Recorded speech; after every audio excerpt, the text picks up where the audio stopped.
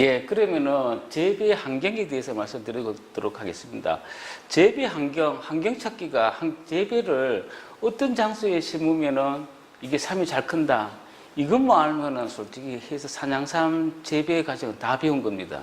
이게 재배 과정에서 제일 힘들고 약간 까다로운 겁니다.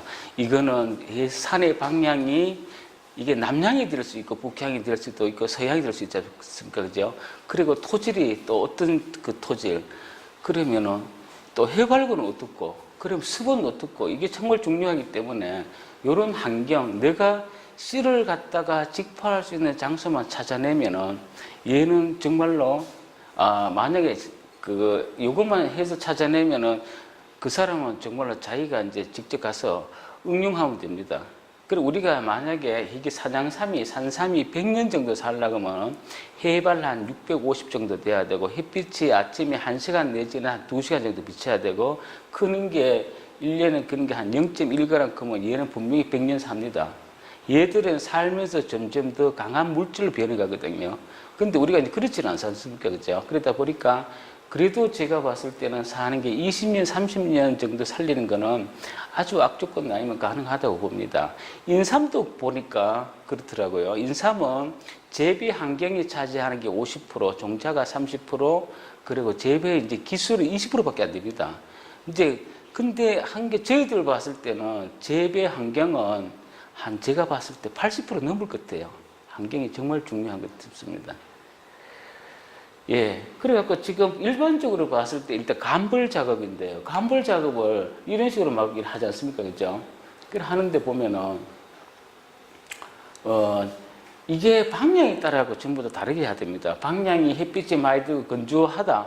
그런 싶으면 우리가 나무가 상층부, 중층부, 하층부가 있으면은 대개는 하층부만 우리가 정리하고 그리고 삼을 식재하는 게 맞습니다. 식재하고 얘가 우리가 갱이나 호미를 팠을 때 이제 땅이 원상태로 우리가 돌아가는 데는 약간 차이는 있겠지만 한 5년 정도 걸려요. 그럼 5년 정도 있으면 지가 발부리를 땅 속에 박는다는 얘기죠. 박으면은 자기가 물질, 물 먹는 거, 양분 이런 걸 자기가 먹을 수 있는 통로를 확보한 후에 그러면 어느 정도 삶을 굳게 하겠다. 그때는 그게 하는 게 겨울에 가서 상층부만 놔두고 중층부를 다 비쁩니다. 그러면 통풍이 되고 작을 때로 병이 안 옵니다. 안 오니까 굳이 처음부터 이렇게 해서 햇빛이 너무 많이 비갖고 얘들이 정상적으로 못 크게 하는 그런 거는 할 필요가 없겠죠.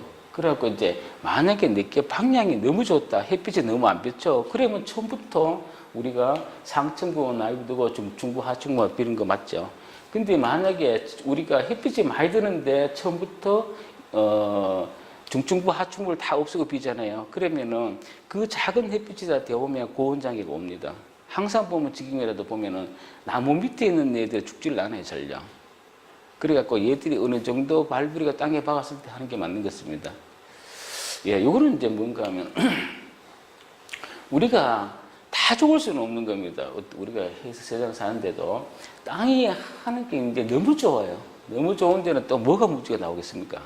땅 속에 지렁이 군뱅이들이 많아요. 많으면 그걸 해서 잡아 먹으려고 이제 두더지들이 많겠지, 그죠? 그럼 땅을 다 해치고 다닙니다. 다 해치고 다니니까 얘들의 예정기 작업을 2년 정도 하는 게 참 좋습니다. 예, 근데 요거는 이제 하니까 작업 전에 이제 모습인데 요거는 이제 우리가 이제 겨울에 작업하는 거죠, 그죠? 예, 근데 요거는 어떻게 하는가 하면 제일 먼저 할 적에는 어떻게 하는가 하면은 죽은 나무를 다 빕니다. 죽은 나무를 다 비갖고 살아있는 그런 하니까 나무에다가 걸쳐 놓는 겁니다.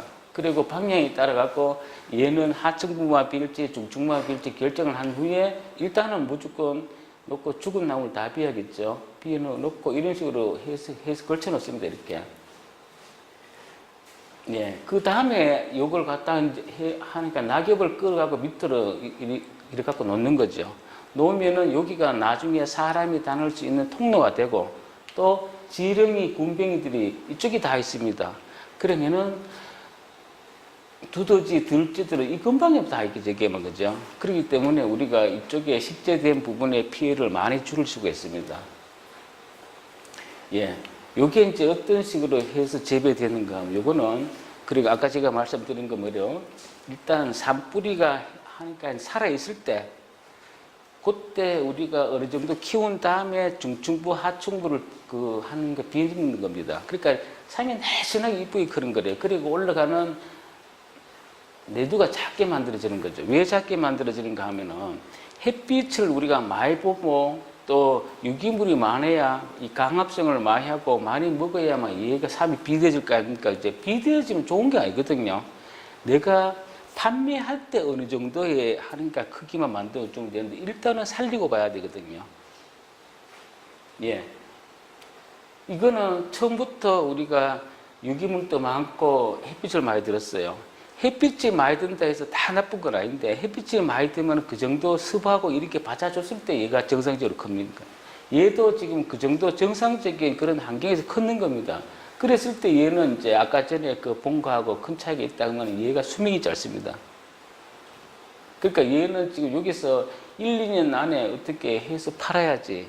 안 그러면 그냥 여기서 계속 놔두면 얘는 하는 게 섞겠지, 그죠?